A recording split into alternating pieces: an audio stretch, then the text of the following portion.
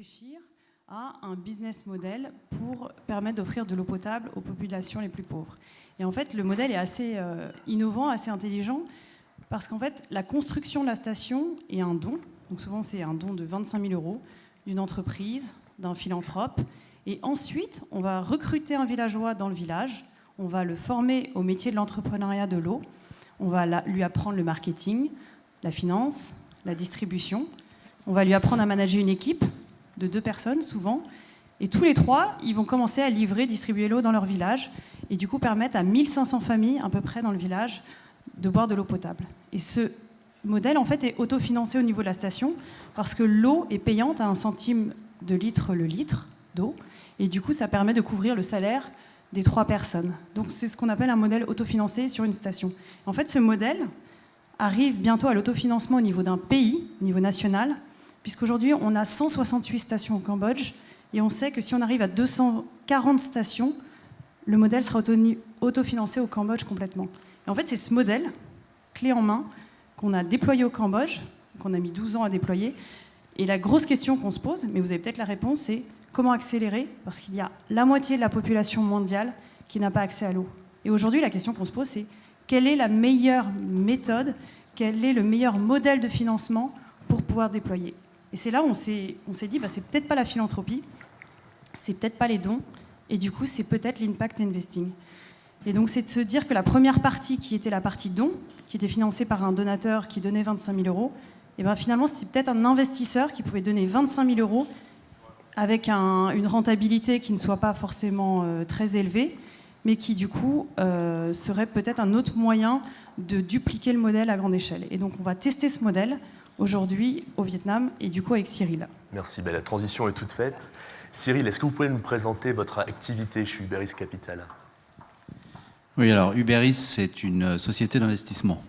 Donc ce qu'on fait, nous, c'est qu'on cherche des entrepreneurs qui ont des modèles innovants sur le plan social-environnemental. C'est ce qu'on appelle l'impact investing, c'est-à-dire investir dans l'économie solidaire, en fait. Donc notre activité, elle est dans les pays émergents de l'Asie du Sud-Est, oui, comme le Cambodge. On en a à peu près une demi-douzaine dans lesquels on travaille. Uberis, j'ai démarré cette société en 2012. On a regardé à peu près 200 entrepreneurs avec des projets tous innovants et tous avec des critères strictement d'innovation pour le bas de la pyramide et pour la planète. On a fait à ce jour une petite dizaine de projets. Donc c'est vous dire la sélection qu'il faut. On voit ce sujet grandir sur toutes ces dimensions. La dimension nombre d'entrepreneurs et nombre de personnes qui se mettent sur ces créneaux-là. La dimension nombre d'investisseurs qui sont intéressés par ça et qui veulent mettre de l'argent là-dessus. Et donc cette deuxième dimension est intéressante parce qu'elle nous montre que finalement ce sont des vrais investisseurs qui basculent d'un modèle de philanthropie de façon classique et traditionnelle vers un modèle, tiens, est-ce qu'on peut avoir les mêmes impacts sociaux, environnementaux, enfin sur la planète et sur la société, en ayant un retour sur investissement financier. Et ça, c'est notre boulot de le démontrer, et c'est ce qu'on fait. Très bien. Et selon vous, quelle est la valeur ajoutée de 1001 Fontaines, puisque vous êtes aujourd'hui en situation d'accompagner le développement de 1001 Fontaines, en particulier au Vietnam ? Point fort et point faible. Hein. Mais c'est pas fait. Mais c'est bien parti. Alors, 1001 Fontaines est un innovateur. Oui. 1001 Fontaines a inventé ce modèle de kiosque à eau. Aujourd'hui, il y a à peu près une demi-douzaine de boîtes sur la planète qui le font. 1001 Fontaines est la première d'entre elles. Hein. Et donc c'est quasiment la seule en Asie. Je crois même la seule, on peut le dire.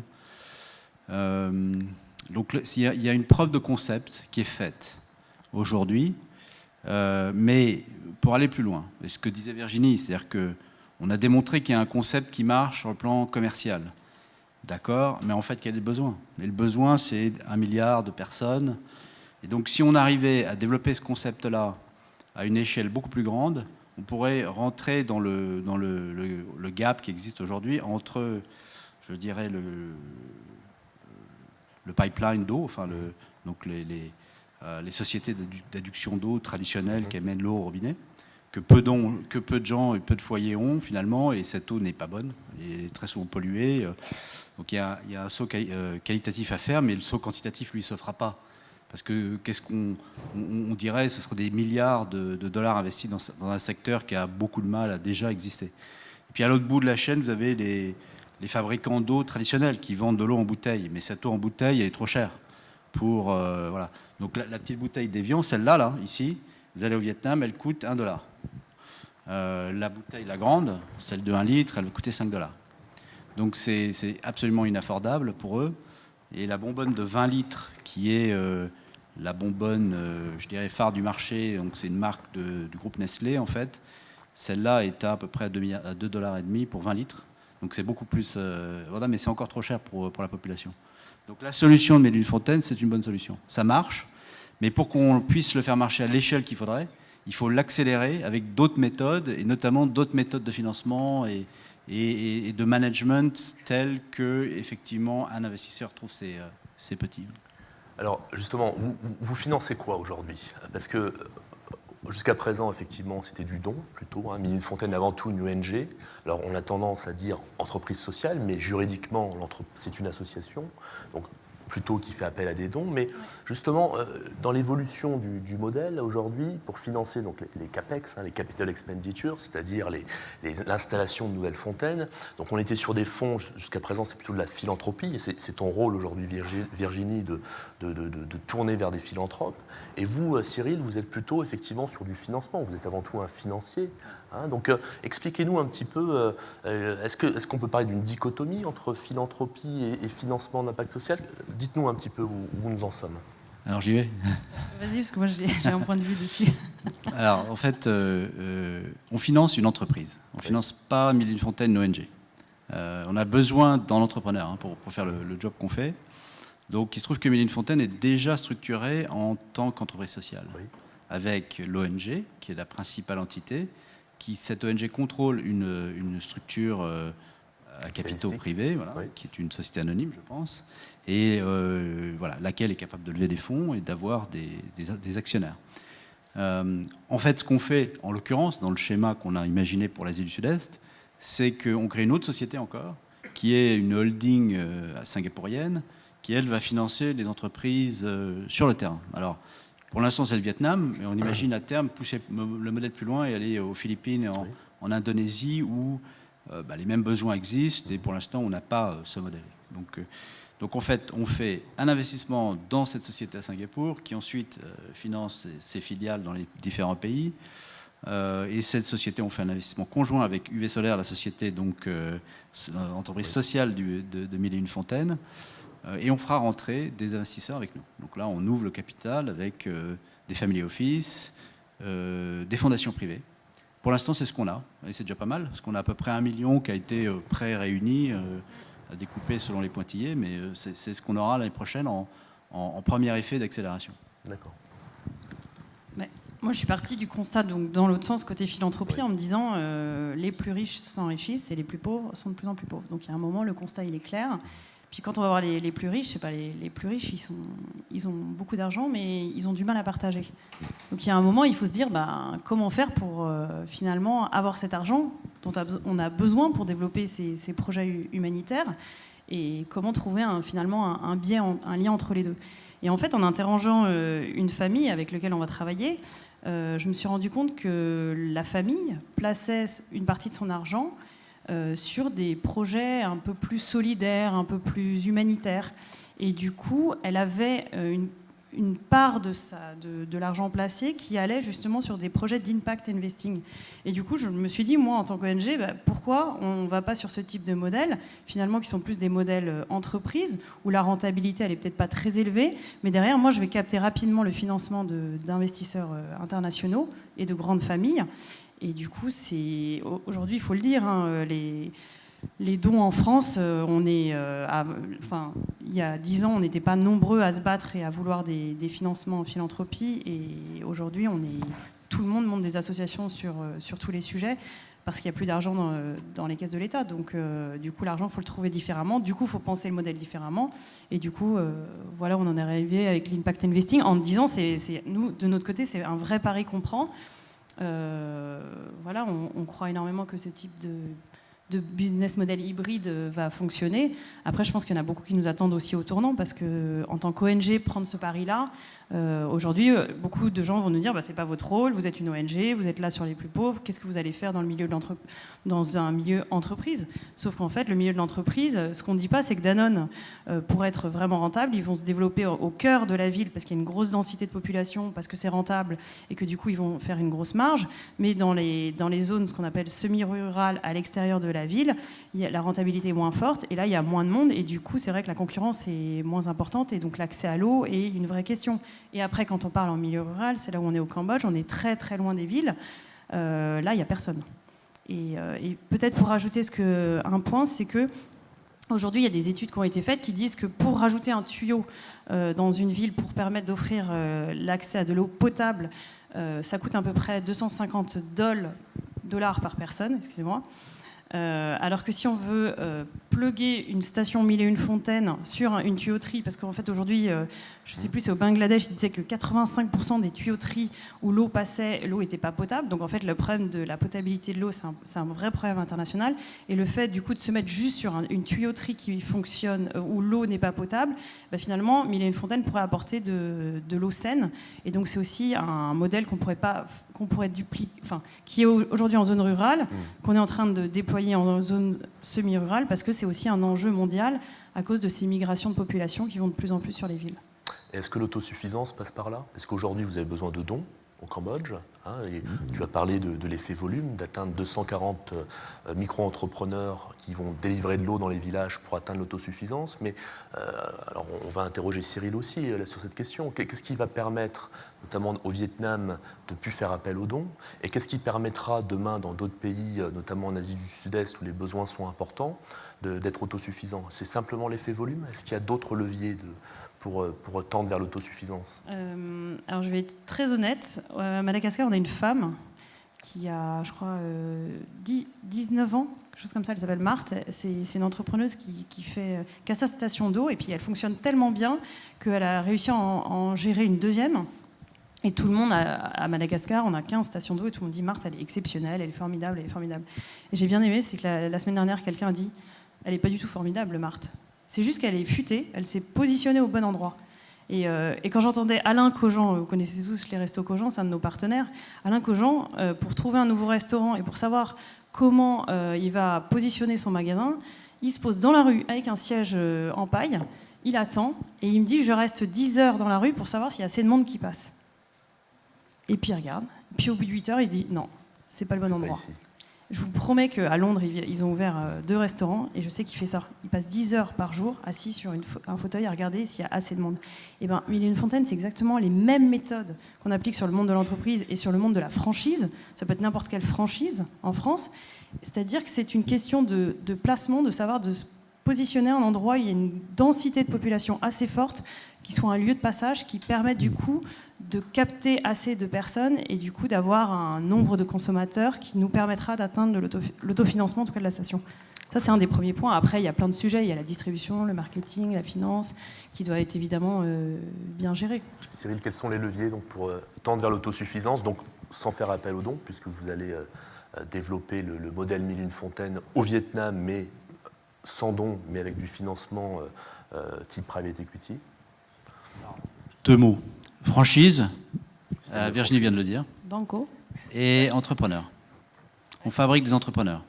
En fait, les gens sont motivés par gagner leur vie et faire un business qui est bon pour eux et qui, plus est, bon pour la société. Ils connaissent les besoins. Si on regarde le Vietnam, par exemple, on va dans des banlieues ouvrières. L'eau n'arrive pas par tuyau parce qu'ils sont à l'extérieur de la ville. Ho Chi Minh City, c'est maintenant 15 millions d'habitants et ça grandit. Donc les tuyaux n'arrivent pas jusqu'à eux. L'eau, bien sûr qu'ils achètent de l'eau. En fait, les gens au Vietnam ne font que de l'achat de l'eau, ils ne boivent que de l'eau en bouteille. Il faut savoir ça parce que l'eau est très toxique, bactériologiquement, mais aussi en raison des métaux lourds, de l'arsenic, etc. Donc il y a énormément de toxiques dans l'eau. Donc les gens achètent de l'eau, mais pas toujours de la bonne qualité. Donc il y a un véritable marché là-dessus. Quand ils vont à l'usine, ils boivent de l'eau de bonnes marques, des marques internationales en général. Et quand ils sont à la maison pour leurs enfants, ils ont des marques locales qui sont et les études de marché nous le disent, c'est pas moi qui l'invente, ils n'ont pas confiance, ils n'ont confiance que dans des marques internationales parce qu'ils n'ont pas confiance dans l'industrie agroalimentaire de leur pays.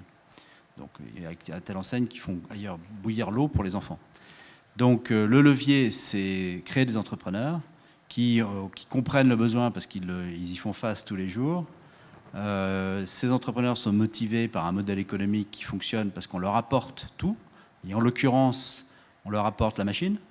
Une machine, ça coûte, pour installer un site, ça coûte 20 000 $. Donc c'est tout petit comme investissement, mais c'est hors de portée pour beaucoup de commerçants.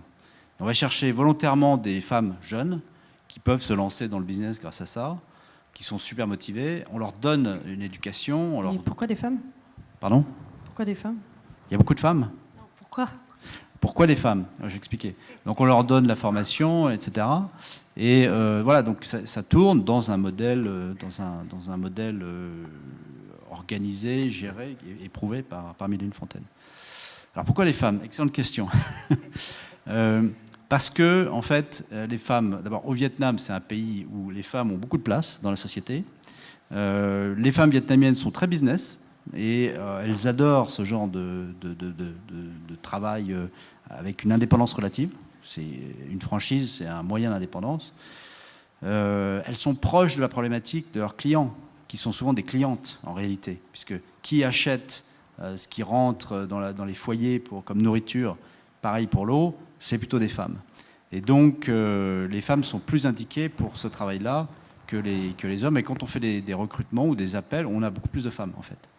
Voilà. Donc, et il y a un aspect entreprise féminine qui nous intéresse en tant qu'investisseur, impacteur social, parce qu'on se dit, finalement, là, on est en train de créer un business model de zéro, et ça peut être une vraie opportunité pour des femmes, alors que dans les business models traditionnels, il faut le dire, c'est quand même plutôt les hommes qui dominent.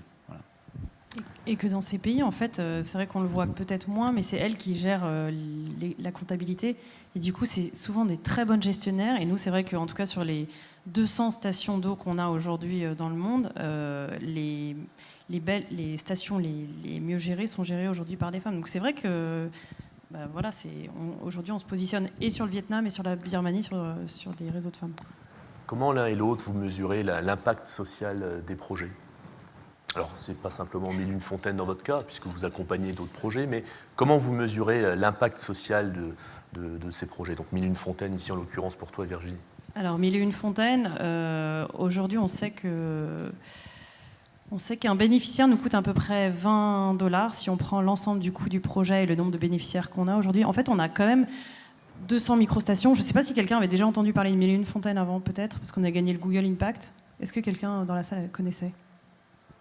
Ah bah, on a 2 mains, donc c'est pas beaucoup. Oui, on est une toute petite ONG, on fait pas beaucoup de communication. On a une campagne digitale, je vous en parlerai après, j'ai besoin de vous. Mais c'est vrai c'est des ONG qui sont pas forcément connues et du coup qui travaillent quand même sur des business models qui sont innovants et qui ont une vraie valeur ajoutée, quoi. L'impact social, comment tu mesures l'impact social? Et l'impact social, en fait, on est du coup à 20 $ par bénéficiaire sur l'ensemble du coût du projet. Et aujourd'hui, on a mené une étude d'impact assez poussée sur les enfants à l'école. Donc nous, on sait aujourd'hui qu'on a baissé de 75% l'absentéisme à l'école en buvant de l'eau Mille et une Fontaines. Donc c'est un vrai impact. En fait, on s'est rendu compte tout simplement que le fait de boire de l'eau saine à l'école, ça permettait aux enfants de ne pas être malades. Et plus que ça, en fait, c'est qu'un enfant, quand il est malade, il ne va pas à l'école parce qu'il n'y a pas de toilette dans l'école. Et souvent, quand ils ont des diarrhées, et du coup, ils restent à la maison. Donc, en fait, c'est un vrai problème pour l'éducation. Et du coup, dans notre programme, en fait, dans notre business model, on parle en disant qu'on distribue de l'eau dans le village, mais ce qu'on fait aussi en plus, on a un projet d'eau à l'école gratuit pour les enfants, c'est-à-dire qu'on offre aujourd'hui des bonbonnes d'eau dans les écoles du village. Et aujourd'hui, on a un projet du coup qui permet d'offrir de l'eau potable à 150 000 enfants. Aujourd'hui, on a du coup 400 000 bénéficiaires et on produit 85 millions de litres d'eau par jour, ce qui est pas mal parce que Badois est à 250. Donc on commence à être un acteur de l'eau qui est quand même pas négligeable. En fait, pour compléter ce que dit Virginie, c'est plus que de l'eau. En fait, c'est un des slogans de Mille et une Fontaines, c'est de dire Ce qu'on vend, c'est plus que de l'eau. Donc c'est quoi en fait? C'est de la santé. Et ça se mesure, la santé, par effectivement l'impact d'absentéisme dans les écoles. Tous ces enfants qui vont à l'école plutôt que d'être à la maison. Mais on va développer d'autres mesures d'impact qui mesurent effectivement également le revenu libéré. Parce que ça, c'est important. Si on vend de l'eau à 10 000 dongs, ça fait 10 000 dongs, ça fait à peu près 50 centimes. Hein. Un peu moins, 40 centimes. La bonbonne de 20 litres, sur un marché où les prix les plus bas sont à 10 000 dongs, avec l'effet santé, on a une valeur ajoutée, mais ça libère du revenu pour autre chose. Donc, parce que c'est pas utile. En fait, ce revenu, ce que tu dis, c'est important, c'est que ce revenu qui était utilisé pour acheter des médicaments, aller chez le médecin, en fait, représentait un coût important dans les familles. Ça peut aller jusqu'à 10% du budget. Et qu'aujourd'hui, le budget de Mille et une Fontaines, c'est 5%, ce qui est énorme. Hein. Mais dans ces pays, quand ils sont malades, ça peut aller loin. Du coup, il y a quand même une réduction. En fait, ils ont 5% finalement qui est utilisé pour autre chose. Quoi. Puis après, donc c'est positif. Il y a l'éducation, parce que les gens ne connaissent pas. Si on leur dit il y a dans l'eau des bactéries, ils ne savent pas ce que c'est. Si on leur dit qu'il y a des métaux lourds, etc., ils ne savent pas ce que c'est. Donc il faut un effort d'éducation, et justement d'être proche des gens, être capable de délivrer de l'eau.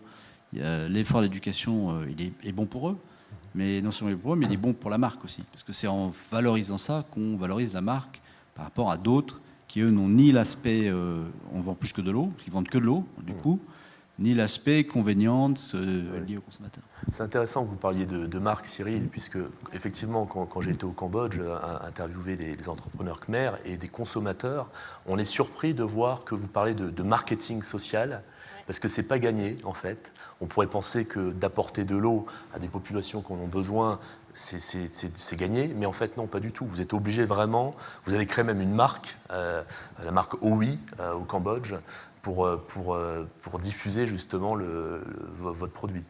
Quelles étaient tes impressions, toi, Guillaume, justement, en arrivant ?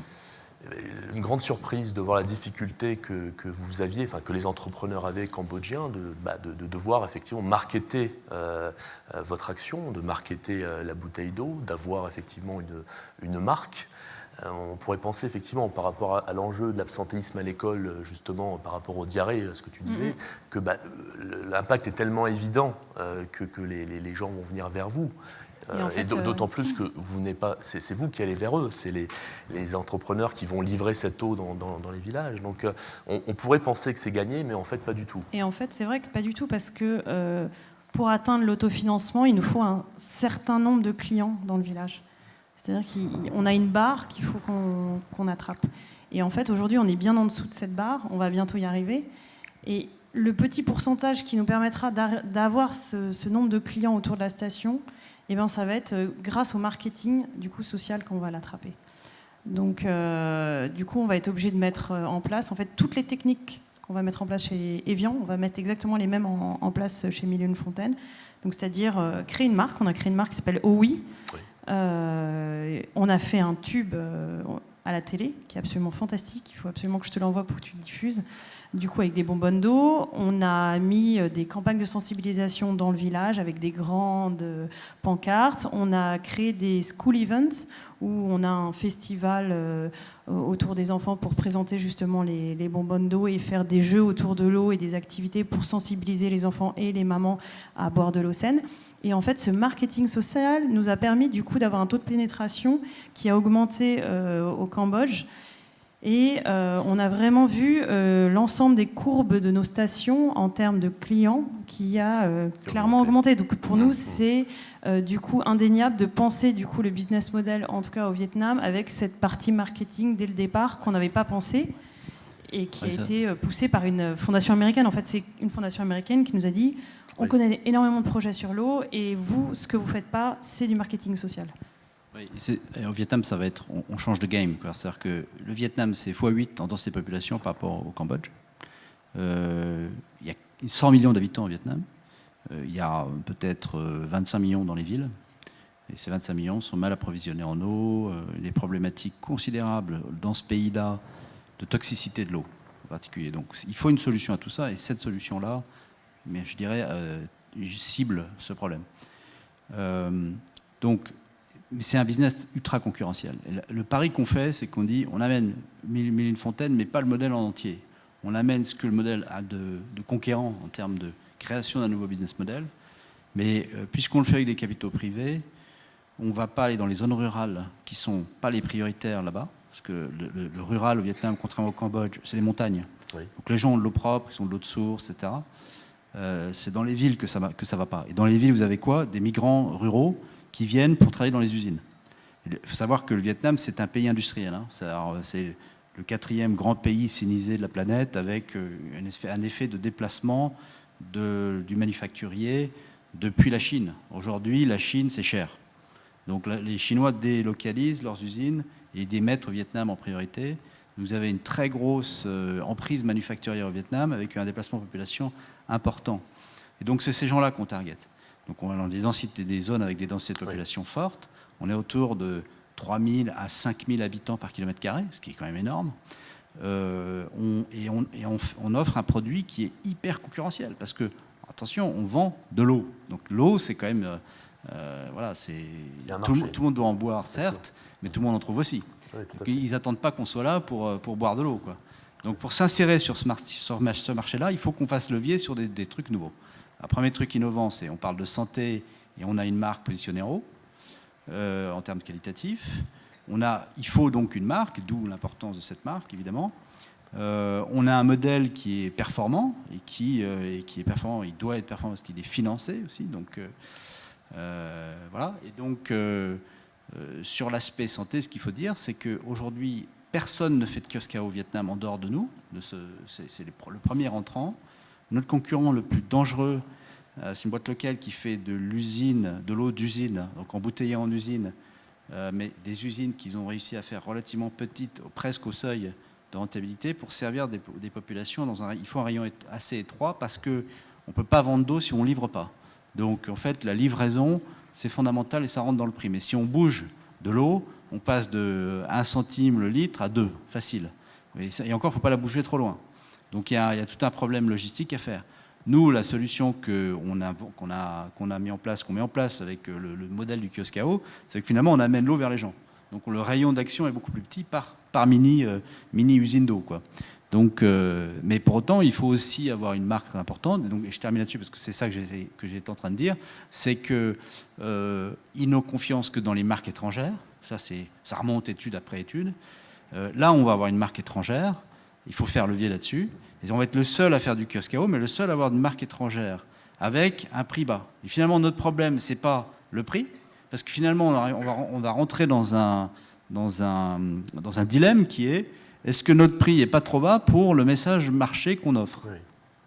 C'est fou parce que sur le Vietnam, c'est une vraie question de se dire qu'on pourrait rehausser le prix pour être sûr que en fait, le prix peut être un gage de qualité. Mais au Cambodge aussi, le souvenir que j'en ai, c'est qu'effectivement, un bas prix égale qualité faible de l'eau. Pardon. Juste compléter, mais c'est là où l'aspect convenience va jouer. Oui. C'est-à-dire que les gens, ça c'est un autre challenge qu'il faudra réussir à déployer. Dans un premier temps, on va essayer de déployer plutôt des stations d'eau et on verra comment ça marche. C'est un test de marché aussi. Et dans un deuxième temps, on va introduire un système de pay-go. Pay as you go. C'est-à-dire que les gens payent à un mois une carte, un truc. Alors ça peut être sur une app électronique, hein, donc il vaut mieux que ça soit d'ailleurs. Ils payent d'ailleurs électroniquement, ce qui évite les transferts de cash et le risque associé à ça. Et ils payent un truc flat par mois pour avoir de l'eau, qui arrive chez eux tout seul, comme le laitier, la bouteille du laitier. Voilà. Donc ça permet de contourner la problématique du prix bas. Ok, prix bas, mais super qualité d'eau, et un truc de convenience qui fait que quand même... on parle de choses. Oui, parce qu'en fait, c'est vrai qu'on a fait une étude au Cambodge en disant pourquoi notre eau est finalement achetée par rapport aux autres eaux qui étaient sur le marché. Et la réponse qui fait qu'on a vraiment une force et une valeur ajoutée par rapport aux autres concurrents, c'est parce qu'on distribue l'eau jusqu'au point de consommation, c'est-à-dire jusqu'à la famille. Ouais. Et en fait, c'est incroyable, mais c'est que la femme, au lieu d'aller chercher... Parce qu'il y a beaucoup de femmes dans le monde qui passent un temps incroyable à aller chercher de l'eau dans le monde. Et là, du coup, la femme qui était censée aller chercher l'eau pour le permettre d'offrir de l'eau potable à sa famille n'a plus besoin d'aller chercher de l'eau et du coup va prendre du temps dans l'éducation de ses enfants, dans la cuisine, dans le quotidien, etc. Et du coup, pour elle, c'est une force incroyable d'acheter cette eau, c'est une vraie valeur ajoutée. Et ça, c'est vrai qu'on ne l'avait pas vu. Et du coup, maintenant, on sait que ce modèle de distribution, d'aller distribuer l'eau et de ne pas se dire on n'est qu'une station d'eau où on attend que les clients arrivent, mais que derrière, on a tout un processus de distribution. Ça, du coup, c'est toutes les études qu'on est en train... on est en train de mener des études sur les shopkeepers, la distribution à domicile, etc., pour voir quels sont les différents réseaux de distribution qui sont les plus, finalement, adaptés, quoi. Merci. Je pense qu'on va prendre quelques questions de la salle pour voir un petit peu quelle est votre réaction suite à ces différents échanges. Il y a des micros qui vont circuler dans la salle.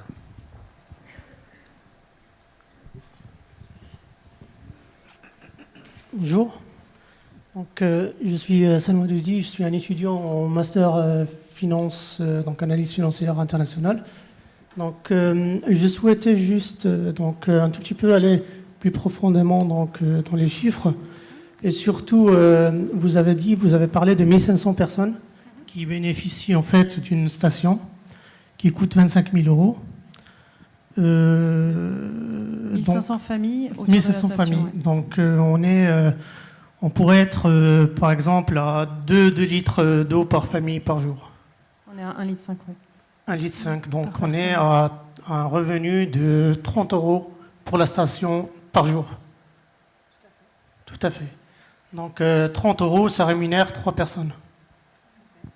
D'accord. Il y a le prix du produit de la maintenance, des produits d'épuration et ainsi de suite, et aussi la rémunération journalière. Donc, Comme c'est une franchise, c'est vrai que je ne l'ai pas précisé, mais en gros, il y a le paiement du salaire de l'entrepreneur, le paiement des 2 assistants opérateurs, et derrière, en fait, l'entrepreneur doit verser une franchise au niveau national pour justement gérer tout ce qui est qualité, maintenance et suivi du projet. donc à ce point-là, je n'arrive pas à comprendre comment un fonds d'investissement, private equity, comment il va rémunérer ces personnes, les investisseurs, avec 30 euros par jour, sachant très bien qu'il faut une rémunération qui égale plus ou moins même limite la rémunération d'un fonds, d'un livret d'épargne, par exemple.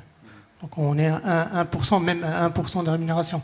Donc est-ce qu'on va, peut-être, ma question pour être beaucoup plus précis en fait, est-ce que le prix, peut-être que pour rémunérer ces investisseurs, peut-être qu'il va être beaucoup plus supérieur au prix sur place.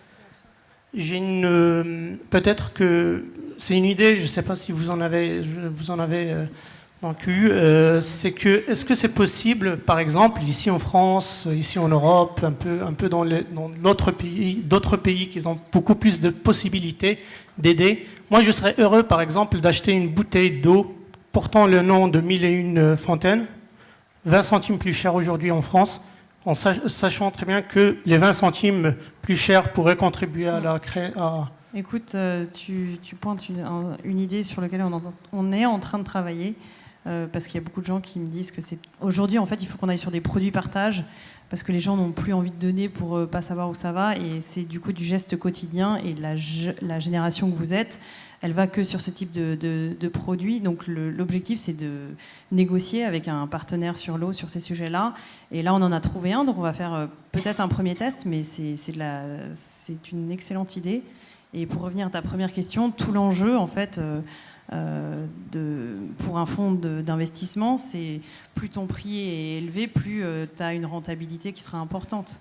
Donc c'est sûr que nous, sur le Cambodge, aujourd'hui, Cyril n'ira jamais développer le projet en impact investing. On est sur des zones rurales et l'eau est à un prix qui n'est pas assez élevé, qui permettrait une rentabilité intéressante pour des investisseurs, en tout cas. Alors, un mot là-dessus. Excellente question. On change le modèle. On déplace le modèle des zones rurales aux zones urbaines. Et donc, on a une densité de population qui est beaucoup plus élevée, déjà en passant du Cambodge au Vietnam, de manière générale sur la moyenne de densité de population. Mais on va dans des zones périurbaines qui, elles, ont besoin d'une faible fourniture d'eau, qualitativement et même quantitativement, et une très forte densité de population. Et la très forte densité de population, c'est une clé importante pour nous. Ça permet de délivrer sur chaque machine d'eau à un taux d'utilisation de la machine supérieur à 60%. Alors qu'aujourd'hui, les machines au Cambodge, pour un truc comme 5 à 10 mètres cubes par jour, c'est ça Virginie ? 5 à 10 mètres cubes par jour, on est encore en dessous de 50% du taux d'utilisation de la machine. Donc le delta de 10, voire plus, fait une grosse différence. Alors après, il y a le prix, effectivement. Quand on a démarré, on a cherché un modèle de kiosque au Vietnam. Et on a trouvé, il n'y a personne qui le fait, mais on a trouvé un petit entrepreneur qui est une PME qui a bien réussi dans les machines à glace, donc qui distribue les machines à glace dans tous les restaurants, etc., dans le delta du Mekong. Et de passer d'une machine à glace à une machine à eau, c'est pas très difficile. Donc ils ont monté un mini projet CSR pour avoir de l'eau distribuée, et ils le distribuent aux gens qui ont une carte pauvre, donc à 5000 dong l'eau. Et cette machine à 5000 dong, c'est-à-dire un quart de centime, fonctionne déjà à profitabilité assez bonne sur juste les coûts d'exploitation du kiosque, sachant qu'ils ont 2 petits salaires, mais il y a aussi un patron qui travaille là-dessus en volontaire. Donc juste les coûts d'exploitation, c'est-à-dire l'achat d'eau, l'achat d'électricité et l'amortissement de la machine. Il tournait pas très loin de 40% de marge brute. Donc en fait, on est conscient donc on est capable de faire tourner une station d'eau à une marge brute d'exploitation suffisamment bonne pour amortir les coûts fixes et les coûts de structure qui sont nécessaires pour faire tourner un réseau de franchisés. Parce qu'on va tourner un réseau de franchisés, on absorbe à peu près le coût autour d'une trentaine de sites. Donc ça marche parce qu'on a une densité de population élevée, parce qu'on a un prix qui est autour de 10 à 15 000 dong, donc on est déjà à un prix qui est compétitif par rapport aux stations de basse qualité, où on est confortable de le faire à ce niveau-là. Et en termes de financement, et je termine là-dessus parce que c'est ça qui est finalement en bout de ligne sur cette question, c'est comment on finance un truc pareil, quoi. Donc on ne cherche pas, nous, à faire des multiples de VC sur un investissement comme ça. Pour nous, c'est un investissement buy hold, c'est-à-dire on finance et on tient longtemps. On sera encore là dans 10 ans. Capital patient. Voilà, c'est du capital patient et c'est de la utility. C'est-à-dire qu'on ne va pas chercher à faire un multiple de sortie qu'on ferait si on travaillait, si on investissait dans une biotech, où on sait que la valeur pré-monnaie va augmenter x2 tous les tours de table, ou 3. Là-dessus, pas du tout. Mais en revanche, les gens qui sont prêts à mettre de l'argent dans l'eau, dans le monde, ce sont des gens qui sont sur des financements de type risque-retour relativement modeste et bas, et donc de financement de type obligataire sur des titres du type Suez-Veolia. Et qu'est-ce qu'ils offrent ? Ils offrent, aujourd'hui en Europe, ils offrent un rendement à l'investisseur qui est autour de 5 à 7% maximum. Donc nous, en période de construction, on va avoir un rendement un peu plus élevé qu'on offrira à nos investisseurs, qui sera autour de 8,5-9%, et qui baissera ensuite quand on aura atteint le nombre de kiosques qu'on souhaite atteindre, c'est-à-dire 150. Après, le projet peut s'autofinancer. Donc le financement de cette entreprise ne sera pas fait en equity, il sera fait majoritairement en quasi-fonds propres, de type obligation ou de type action remboursable ou de type obligataire avec un tag social dessus. D'accord. Avec un coupon ? Oui, avec un coupon annuel qu'on fixe, comme je disais, autour de 8,5, 9 dans la période de construction et 7,5 moyen pour le reste. D'accord, très bien. Une autre question, oui ? S'il vous plaît. Ah, pardon. Master Achat. Vous avez parlé de concurrents comme Nestlé, Danone, qui sont des entreprises clairement à but lucratif. J'imagine qu'ils n'ont pas dû forcément voir arriver votre ONG, donc qui est plutôt comme une entreprise d'un bon œil. Avez-vous dû faire face à des menaces et comment vous avez réussi à les contrer ?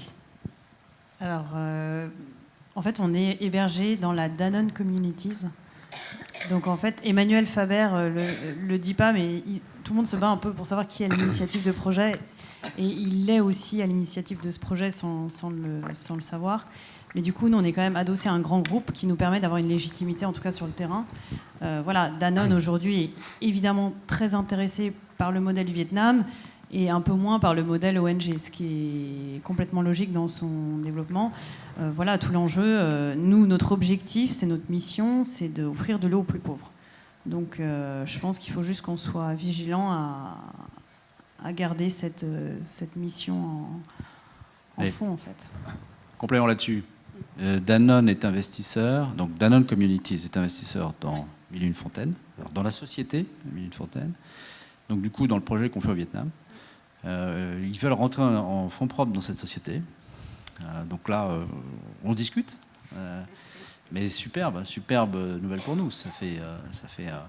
Et Danone Communities, donc si vous ne connaissez pas Danone Communities, je vous explique, c'est la SICAV de financement solidaire de Danone. Vous savez qu'en France, les grands groupes sont soumis à une obligation de fonds de pension à la française, de fonds solidaires qui sont à la fois investis en socialement responsable, donc en titre de société cotée pour 90% et 10% en entreprise privée, petite entreprise privée, donc de type capital risque tel qu'on fait nous, solidaire. Donc en France et à l'étranger. Donc ça c'est la loi sur l'épargne salariale qui oblige les grandes entreprises à avoir au moins un fonds sur la totalité des fonds qui constituent, qui a cette politique-là. Donc évidemment, ça fait des grands groupes français des gens qui sont assez impact investors et assez en pointe sur la question. Et je peux vous dire, c'est le seul pays où on a ça. Donc là, c'est un petit cocorico, parce que dans les pays anglo-saxons où on a inventé tous ces machins, il n'y a pas ça. Les corporates ne sont pas dans le coup. Il y a des family office, il y a des grandes fondations, il y a des fondations d'entreprise, mais elles ne sont pas là sous la forme corporate. Alors là, elles le sont. Donc, évidemment, les fonds solidaires de ces grands groupes sont abondés aussi par les bilans des grands groupes eux-mêmes. Donc, ça fait d'eux des acteurs investisseurs dans des projets comme ça. Et Danone, en l'occurrence, a, je crois, une demi-douzaine de sociétés de kiosques à eau dans la planète. Et je termine là-dessus, mais je pense qu'il y a beaucoup de grands groupes français qui travaillent sur des modèles comme ça, solidaires, qui ne le font pas par philanthropie. Ils le font par stratégie. En fait, c'est de la stratégie corporate. Et c'est simple. Vendre des bonbonnes d'eau dans les pays émergents, ça ne le fait pas. Vous vendez de la flotte à des gens riches ou à la classe moyenne urbaine. Donc, en revanche, dans tous ces pays-là, si vous comptez le bas de la pyramide, des gens qui gagnent moins de $2 par jour, c'est des milliards de personnes. Donc, qu'est-ce qu'on fait pour eux? Et est-ce que tous ces gens-là sont inertes et assis sur leurs mains à ne pas chercher de solution pour leurs problèmes de vie? Bien sûr que si. Donc, ce bas de la pyramide est un marché actif et hyper actif. Et aujourd'hui, il y a une bagarre des grands groupes pour rentrer là-dedans et offrir des produits qui marchent. Je pense que Cyril, là tu pointes un sujet qui m'a attiré, c'est-à-dire qu'aujourd'hui, la plupart des grandes entreprises ont saturé leurs clients sur la base médium et riche. Et en fait, l'avenir qui va se jouer pour avoir une croissance sur ces grands groupes, c'est comment approcher le bottom of pyramide, donc le bas de la pyramide. Et aujourd'hui, en fait, il y a très peu d'acteurs sur le terrain qui ont réussi à atteindre un niveau de bénéficiaires important. Nous, on est à 400 000, et du coup, c'est vrai que ce soit sur les États-Unis ou sur la France, ou même sur l'Europe, on est quand même énormément regardé par tous ces grands groupes parce qu'on intéresse, parce qu'on a réussi. Et Danone, il y a 10 ans, nous disait vous n'y arriverez pas. Tous les grands groupes français n'ont pas réussi, donc vous n'y arriverez pas. Et aujourd'hui, c'est vrai que voilà, on y arrive.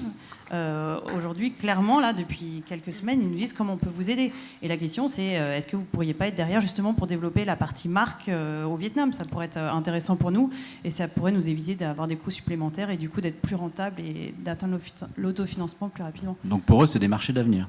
Et je vais pas être long, mais c'est la même chose avec Schneider Electric sur l'accès à l'énergie. C'est la même chose avec, je peux vous citer une demi-douzaine d'exemples. Il y a des grosses boîtes d'assurance qui regardent la micro-assurance aujourd'hui. Et toutes les banques sont intéressées par la fintech, parce que la fintech permet de bancariser des gens, alors que la banque a complètement échoué à bancariser les populations. La population bancarisée au Vietnam, c'est pas 10%. Donc on laisse tomber. Demain, ces gens-là, ils vont acheter des produits comme les bonbonnes d'eau qu'on fait, sans avoir un compte en banque. Et ils auront quand même des flux financiers. Et sur le plan stratégique, je crois que Danone n'était pas vraiment sur l'eau en termes de déploiement, ils étaient plus sur les yaourts. Ils ont fait un essai avec Veolia là, au Bangladesh qui leur coûte très cher, donc ils n'ont pas encore réussi à trouver le bon modèle. Mais c'est vrai qu'en fait, nous, on se dit, Mille et une Fontaines, plus qu'une ONG, on est derrière, on a créé un business model qui est absolument fantastique. Et nous, ce qu'on voudrait juste, c'est inspirer énormément de personnes à reproduire ce business model et à le dupliquer sur l'agriculture, sur tous les sujets, sur l'énergie. Là, il y a Engie qui nous regarde parce qu'en fait, ils se disent que ce type de water kiosque, on pourrait développer du coup des énergie kiosques. Ce qu'on appelle un kiosque, c'est la station. C'est une petite station, donc des stations énergie, des stations eau, des stations avec des lampes solaires. Voilà, on nous demande d'aller sur tous les sujets, de tester un peu tout. Aujourd'hui, notre objectif, c'est de tracer notre route, d'avoir une priorité, c'est de déployer ce modèle à grande échelle, plutôt que d'aller diversifier sur d'autres types de secteurs comme l'énergie, où finalement, nous, on n'a pas la connaissance pour y arriver. Mais si on peut aider des groupes à y arriver, on sera évidemment ravis. Pas de diversification donc, mais une fonction de plaidoyer forte pour accentuer le développement de ces kiosques. Ouais. Je pense qu'on a vraiment un modèle et on cherche à réunir des entrepreneurs qui pourraient nous aider à pousser ce modèle au niveau sur le plan du plaidoyer international pour dire bah voilà, à vous de le dupliquer sur d'autres sujets. Oui, j'aurais aimé savoir. Bonjour, je suis Énur Cambert-Rouget, étudiant à l'INSEC. Quelle est votre politique au niveau des gouvernements? Quelle est votre politique d'action au niveau du plaidoyer, au niveau de ces gouvernements, pour qu'ils mettent enfin la main à la poche? Le Cambodge, c'est un peu compliqué avec tout ce qui se passe et des magouilles assez complexes, mais le Vietnam a une grande possibilité à ce niveau-là. Donc, quelle est votre action? Parce que c'est bien de développer une marque, c'est bien de développer une action de façon locale, mais qu'est-ce que vous leur dites au gouvernement et qu'est-ce que vous faites pour qu'ils puissent mettre la main à la poche et qu'eux-mêmes soient autonomes? Parce que c'est ça l'avenir. Alors aujourd'hui, on travaille avec le ministère rural au Cambodge, donc on est complètement point lié avec eux. Et en fait, tous les nouveaux terrains sont décidés par le gouvernement. C'est-à-dire que nous, notre objectif, c'est pas d'aller là où il n'y a pas besoin d'eau, c'est d'abord travailler avec le gouvernement pour savoir où il faut aller et pourquoi. Voilà, et on a aussi une partie des grosses fondations américaines qui offrent des financements. Ces fondations, elles passent par les gouvernements qui ensuite adressent des financements à des ONG qui sont plus petites comme nous. Donc de toute façon, travailler avec le gouvernement, c'est aujourd'hui une obligation dans le domaine humanitaire, que ce soit sur Madagascar où on vient d'avoir l'accréditation du ministère de l'eau pour déployer le projet. En ce moment, en Birmanie, on est en train de négocier avec le gouvernement pour essayer de rentrer le modèle Mille et une fontaines, et c'est toute une négociation parce qu'on dit on n'ira pas si on n'a pas le tampon du gouvernement pour avancer. Et ça, c'est complètement logique, parce que sinon, vous risquez d'aller sur des terrains où le gouvernement n'a pas prévu que vous y soyez. Et du coup, c'est pas bon. Et puis même en termes de financements internationaux, parce qu'aujourd'hui, les financements, c'est plutôt au niveau international, bah, ils vont se dire pourquoi vous êtes là alors que c'est pas du tout une zone prioritaire.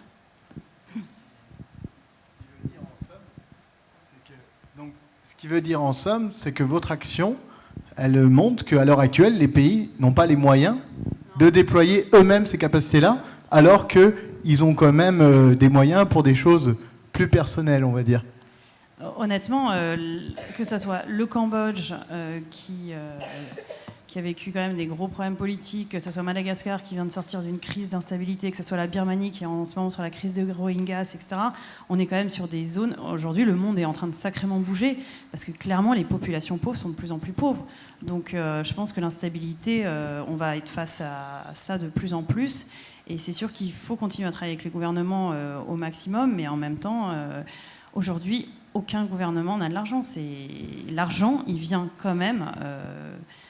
de ces hommes et de ces femmes qui sont richissimes. Je pense qu'il y a beaucoup d'argent qui n'est pas utilisé aujourd'hui. Le problème, c'est même pas l'argent, c'est reprendre cet argent qui est à ces personnes riches et pouvoir leur expliquer qu'elles ont un vrai intérêt à déployer des projets solidaires pour aider l'autre moitié de la planète. Aujourd'hui, on ne peut plus penser français. Hier, on était à une conférence avec Eric Orsena qui dit mais on ne peut pas et tous les jeunes et tous ceux qui sont dans la salle l'ont compris. C'est-à-dire qu'on ne peut pas penser le monde de demain avec des frontières. La France, c'est plus la France. La France, elle est dans un monde global qui bouge, qui est actif. Et du coup, il faut croire au fait d'aller aider l'autre partie de la planète. Et l'enjeu de tous de demain, c'est de se dire qu'on est face à une urgence d'aider l'autre moitié de la planète. Sinon, il va y avoir des zones, des migrations très fortes qui fait qu'on se retrouvera à une instabilité et des problèmes de paix dans le monde qui vont être très graves. Alors, un mot, parce que il y a le Vietnam. Donc, si on dit on travaille avec des gouvernements, ça veut dire qu'il y a une gouvernance publique qui marche avec le secteur privé. Là, au Vietnam, ça ne marche pas. Comme d'ailleurs la plupart des pays de la planète, tous ces pays émergents, sont dans une logique de captation, pas dans une logique de développement. Captation, ça veut dire quoi? L'argent remonte du secteur privé aux États, donc il remonte de l'économie vers les États, pas toujours sous la forme de taxation. Si vous voyez ce que je veux dire. Donc on est dans des univers de prévarication hyper forte, où un entrepreneur privé qui réussit rentre dans le radar des prédateurs. Et ça, c'est hyper difficile à gérer. Alors, heureusement, on est encore loin de ça et on est encore sous le radar.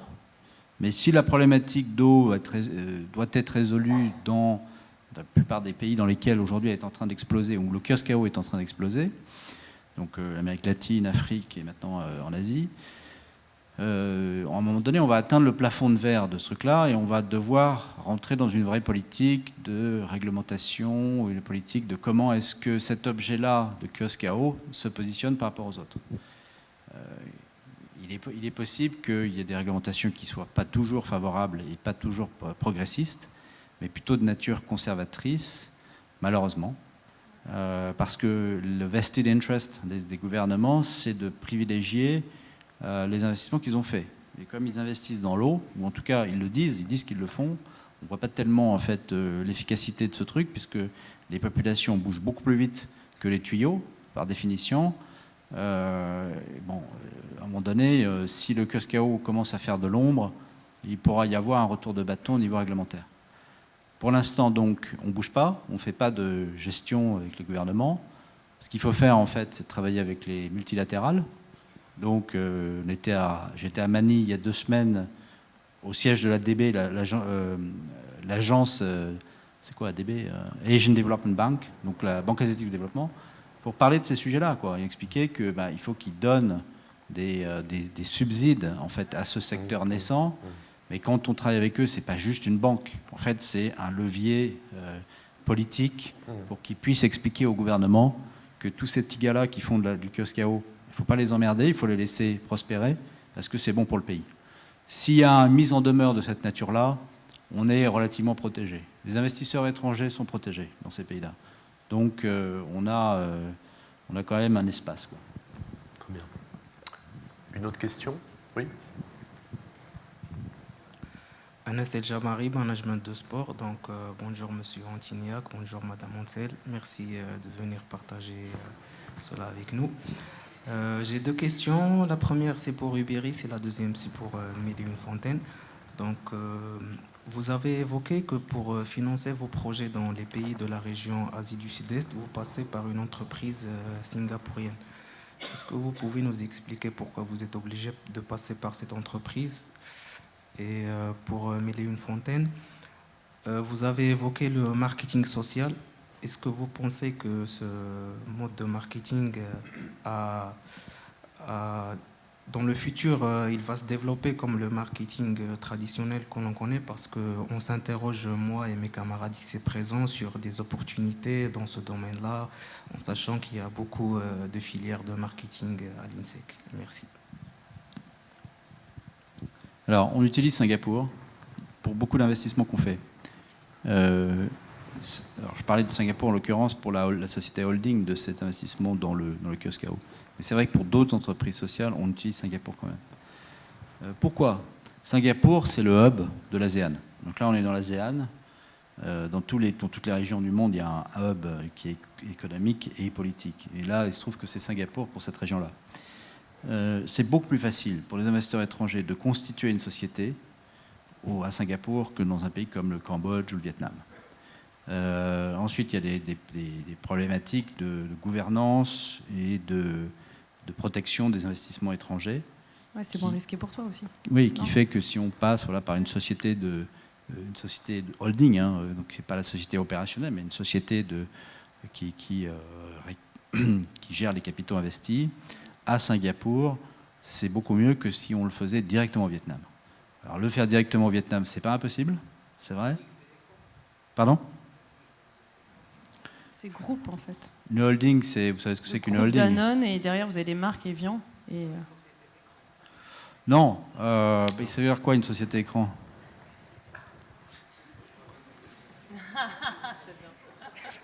Alors, on va avoir la définition.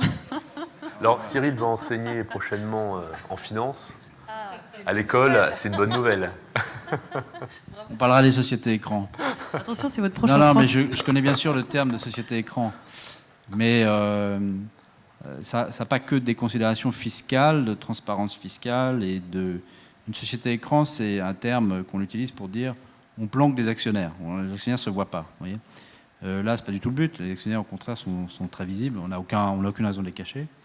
Mais on le fait parce que c'est plus facile que d'investir directement au Vietnam. Si on avait une société directement au Vietnam pour ça, ça poserait des problèmes, je dirais, juridicaux, voilà, même fiscaux, qui c'est seraient hyper compliqué en fait compliqués. Ouais. d'aller développer ce type de holding et puis on ne sait pas comment va réagir le gouvernement, etc.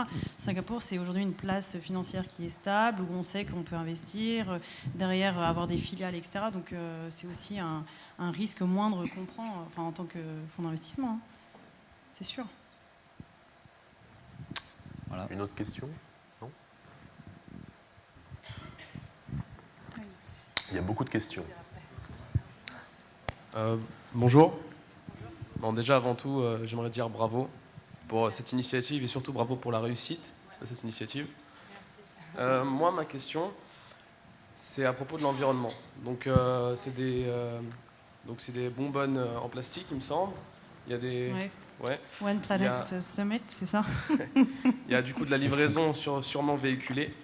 Donc, je sais que vous êtes encore en développement, mais est-ce que dans ce développement, justement, l'environnement rentre dans vos problématiques? Alors c'est vrai qu'on a tellement de priorités aujourd'hui que c'est une question qu'on nous pose tout le temps. Et aujourd'hui, la priorité, elle n'est pas du tout sur les bonbonnes d'eau. Je vais vous expliquer pourquoi. Parce qu'en fait, quand on est dans l'usine, on a un nombre de bonbonnes d'eau qu'on gère. En fait, il y en a un tiers qui est en production, donc qui est dans l'usine et on purifie. En fait, on prend l'eau de la rivière, on la purifie et on la transforme et on la met sous bonbonne. C'est pour ça qu'on arrive à avoir un coût de l'eau qui est aussi faible. Et en fait, du coup, il y a un tiers en production, un tiers qui est en livraison, donc sur des petits camionnettes, etc. Et il y en a un autre tiers qui est dans les familles. Et ce qu'on fait, c'est qu'en fait, on a une caution pour chaque bonbonne, et les bonbonnes, elles tournent entre elles. Donc en fait, on les garde pendant 2 ans. Donc aujourd'hui, on a une problématique qui fait que qu'est-ce qu'on fait de la bonbonne au bout de 2 ans? Mais on n'est pas comme Evian, parce que c'était la grosse question. J'en discutais encore il y a 1 heure avec quelqu'un. C'est vrai que quand on fait le One Planet Summit et qu'on voit que sur toutes les tables des différentes personnes, il y avait des bouteilles d'Evian, il y a quelqu'un qui me dit moi j'ai été choqué. Donc oui, c'est des vraies questions. Nous, du coup, le plastique n'est pas une priorité aujourd'hui dans notre projet, mais je comprends tout à fait votre question et j'ai eu la même en arrivant. Est-ce que tu peux dire aussi un mot sur le crédit carbone? C'est ce que tu... Ouais, alors, en fait, on a regardé un petit peu, mais c'est un projet qu'il faut continuer à pousser, c'est de mettre des crédits carbone sur ces opérations d'eau-là. Donc, le crédit carbone, c'est pour compenser en fait les émissions de CO2. Donc, effectivement, ça permettrait de faire évoluer le modèle vers un modèle autosuffisant sur le plan énergétique. C'est-à-dire, on va mettre des toitures solaires, des panneaux sur les sites, ou à côté, ou à proximité des sites, pour générer de l'énergie. Et là-dessus, il y a un truc intéressant, c'est que nous, on a une société d'ingénierie dans laquelle on est investisseur qui fait pas mal de projets d'efficacité énergétique dans le solaire, avec conversion du diesel par du solaire. Et on a regardé, ils ont fait un projet pour une grosse société de boissons, que je nommerai pas, mais qui montrait que la substitution énergétique des toitures solaires, alors qu'on a quand même un truc comme plus que 1 mégawatt sur les toitures, représente seulement 6% de la production d'énergie. 6% de la production d'énergie. Pourquoi? Parce qu'on a une massification de l'osmose inversée. C'est-à-dire qu'on pousse de l'eau dans des membranes au micron près qui filtrent la flotte. Et ça, c'est beaucoup d'énergie. Faire pousser cette masse d'eau dans des membranes aussi petites. Et dans les kiosques à eau, là, ceux qu'on a au Vietnam, on utilise aussi l'osmose inversée. Mais sur 10 mètres cubes par jour, la poussée est beaucoup plus faible. Donc ça marche sur une toute petite quantité d'énergie. Et si on substitue par du solaire, on a un effet de remplacement qui est bien supérieur aux fameux 6% de l'usine. Voilà. Donc ça, c'est énorme, c'est super. Et ça, on pourra le faire demain, mais c'est vrai que c'est en stade 2 de développement, ça. Il y a quoi d'autre? Il y a aussi les livraisons, parce que les petites mobylettes, parce qu'en Vietnam, une mobilette avec une remorque derrière, ils tirent, mais ça peut être aussi des camionnettes, etc. Voilà, tout ça, demain, ça pourrait être remplacé par des véhicules électriques. Il y a aussi le bois, traditionnellement, qui permet de chauffer l'eau pour la purifier. Donc là, il y a quand même un remplacement qui est possible. Oui, tout à fait. Donc on peut le valoriser là aussi en crédit carbone. Mais là aussi, il faut de l'éducation, parce que, alors on peut tout à fait le valoriser en crédit carbone, c'est sûr. Le bois, on a vu dans les zones rurales, alors on ne sera pas sur les zones rurales en l'occurrence, mais néanmoins, c'est quand même intéressant de le constater que dans les zones rurales, les gens utilisent jusqu'à 30% de leurs revenus disponibles en achetant du bois, parce que le bois est de plus en plus rare. Il y a une déforestation massive sur toute la planète, donc aujourd'hui le bois c'est cher. Donc ils achètent du charbon, etc., mais ça reste cher quand même. Ils dépensent jusqu'à 30% de leur revenu de foyer pour faire ça. Donc c'est dingue, quoi. Et là aussi on a une éducation, parce que dans les zones urbaines où on fait cette eau, ils bouent la flotte. Alors peut-être que nous, on a un effet qualité qui fait qu'ils ne vont plus le faire, et c'est ce qu'il faut leur expliquer. Donc ça fait partie de l'éducation wash, entre guillemets, de l'affaire. Mais sinon, ils bouent l'eau pour les enfants. Donc ils achètent de l'eau en bonbonne qui bout ensuite parce qu'ils n'ont pas confiance dans ce qu'il y a dedans. C'est dire. Donc c'est vrai que là, on n'a pas l'effet de couper le CO2. Et c'est vrai que Mille et une Fontaines a eu l'année dernière une accréditation carbone. Du coup, le fait d'utiliser notre eau, ça permet de réduire l'effet de serre. Et aujourd'hui, du coup, on peut vendre jusqu'à 200 000 € de crédit carbone à des entreprises du fait qu'on utilise moins de CO2 que d'autres. Donc ça, c'est très rare en tant qu'ONG et même en tant que structure en France d'avoir ce type d'accréditation. Donc on est hyper content, quoi. C'est bien. On va prendre une dernière question. Non, il y a encore 2 questions.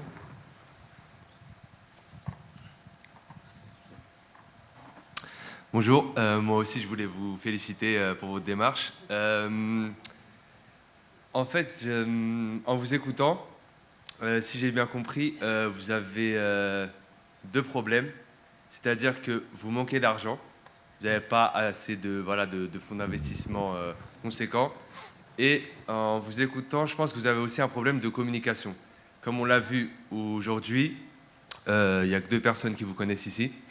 Donc c'est vraiment un problème, et je voulais savoir si vous avez pensé à prendre entre guillemets un porte-parole tel que des acteurs connus, des joueurs de foot, On cherche, en fait. des personnes avec un impact beaucoup plus important que le nôtre, parce qu'aujourd'hui vous êtes devant nous, mais notre impact il est vraiment minime par rapport à des personnes connues, on va dire nationalement.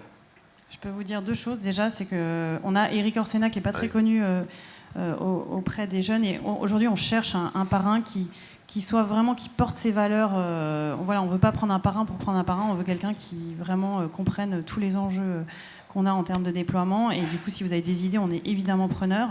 Ça, c'est le premier point. Deuxième point, c'est que là, on est en train d'essayer de faire une campagne digitale sur Facebook et sur LinkedIn. Donc, si vous êtes sur Facebook, allez liker notre post sur soutenez les entrepreneurs de l'eau, parce que je pense que si chacun vous faites ça, ça nous permettra justement peut-être en France de communiquer auprès de toutes ces cibles qui portent toutes ces valeurs. Et je suis sûre que, moi je crois énormément en la génération que vous êtes pour nous aider à avancer. Donc si chacun me fait un like ou même un partage, ça sera encore mieux. Ça me permettrait d'avoir dans cette salle des tonnes de partages qui me permettra d'avoir une première communication dès aujourd'hui. Donc merci d'avance. Une dernière question.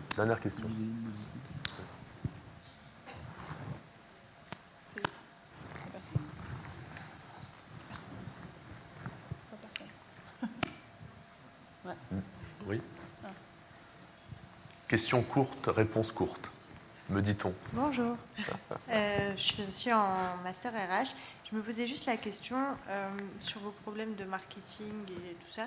Comment les études, si vous aviez pensé à faire des challenges étudiants pour avoir de nouvelles idées auprès de plein d'écoles. J'allais le proposer à Virginie. Ouais, je pense que là, vous êtes obligé de nous aider maintenant.